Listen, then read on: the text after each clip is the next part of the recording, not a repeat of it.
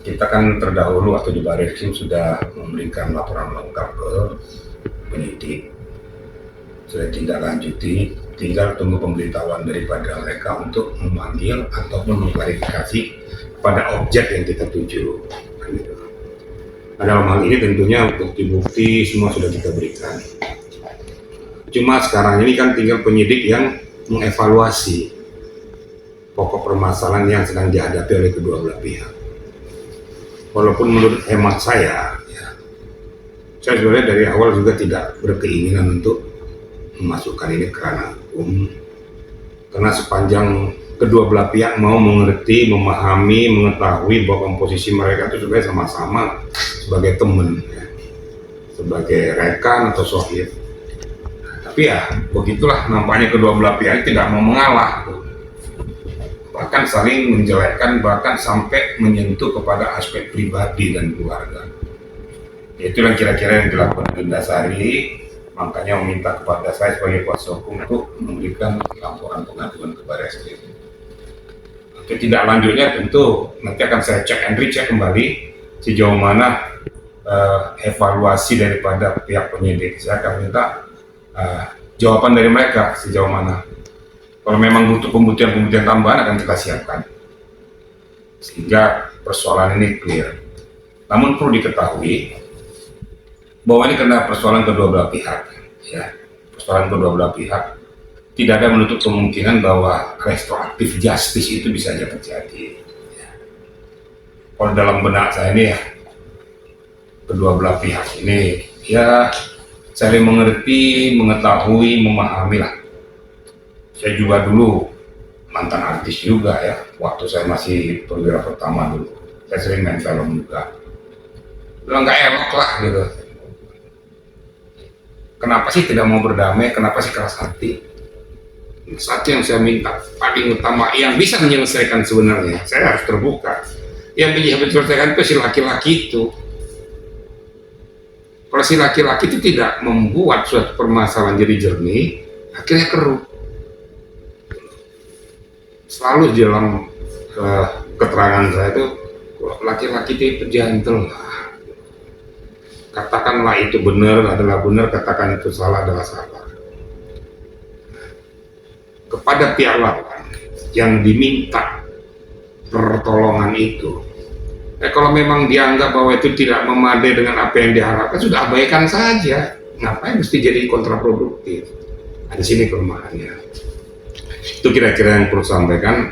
Kita tunggu aja panggilan dari Barreskrim untuk mengklarifikasi permasalahan ini, sehingga memenuhi harapan daripada si Indasari sendiri gitu. Pak, tapi dari pihak Kak Indasari sendiri sudah ada menyampaikan belum dari pihak DP untuk komunikasi itikat baik atau seperti apa gitu, Pak? Hingga saat ini belum. Hingga saat ini belum. Keras hati. Istilahnya tuh pengen berhadapan, ayo kita main aja. Nanti jangan sampai ada penyesalan dikala bukti permulaan yang cukup itu telah memenuhi unsur, baru menyesal. Padahal saya pribadi dari awal sebagai kuasa hukumnya selalu mengarahkan kepada perdamaian kedua belah pihak. Jadi kita nggak usah keras hati lah masalah hukum ini. Kadang-kadang dalam sekarang undang-undang sekarang itu ketat Undang-undang ITE itu ketat sekali. Jadi kita nggak bisa bermain-main lagi untuk mencemooh orang lain, untuk mendiskreditkan orang lain, menjatuhkan orang lain, karena ada aturan undang-undang yang mengikat di dalamnya. Dari pihak lawyer DP sendiri udah ada komunikasi juga mungkin ke Abang? Belum. Juga? Saya nggak tahu apakah dari pihak lawyersnya DP itu meminta Indasari tapi ke saya sendiri belum. Seperti keterangan awal saya harapkan juga dari lawyer sana juga bertindak sama lah seperti saya. Ngapain sih kita memperinci permasalahan, gak usah kita bikin suasana tuh, ayo kita mainkan ke ranah hukum, jangan begitu. Sama-sama bertindak arif dan bijaksana. Tugas kita lawyers bukan hanya mengarahkan sesuatu itu harus ke ranah hukum, bukan. Kalau memang ada suatu itikat baik untuk perdamaian kedua belah pihak, kenapa tidak? Gitu. Itu tugas lawyers. Tidak semata-mata harus bermuara ke hukum, harus masuk ke polisi, harus ke pengadilan, enggak juga. Kira-kira gitu ternyata. Berarti dari awal somasi sampai pelaporan dari DP maupun lawyernya itu belum ada respon sama sekali. Belum. Hingga detik ini belum ada. Ya, saya berharap ya calling down lah, jangan dengan ini berkuar-kuar terus. Untuk apa sih? Orang lain akan menilai itu kalau selama persoalan seperti kayak gini terus berkuar. Ini yang dikatakan nanti jadi pansos. Ya nggak usah berkuar-kuar, kalau memang kerana hukum aja. Jadi langsung nyamber lagi yang lain, memberikan keterangan itu apa sih? Apa untungnya? Itu harapan saya.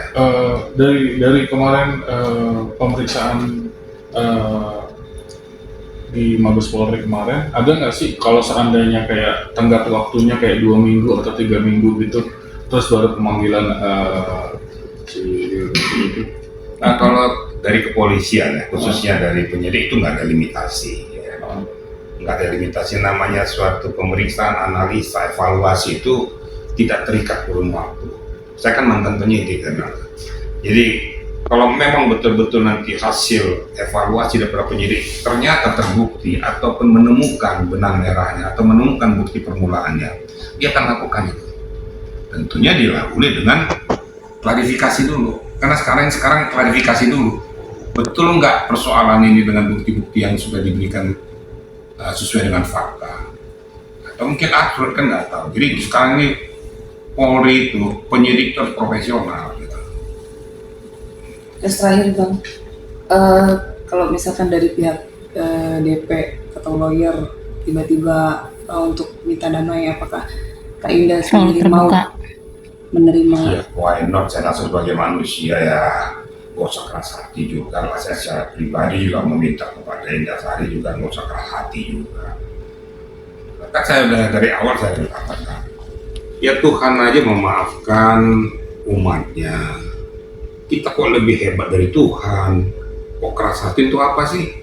Karena masalahnya substansi permasalahan tidak terlalu mendasar gitu loh. Kerugian yang dialami juga tidak terlalu signifikan. Ini kan masalah gengsi, masalah harga diri, masalah reputasi. Jadi jangan merasa bahwa saya karena lagi booming, lagi apa, wah saya terus berkeras hati, ini juga nggak usah. Ya, di atas langit masih ada langit. Kita nggak usah sombong dikala kita mendapatkan suatu talenta.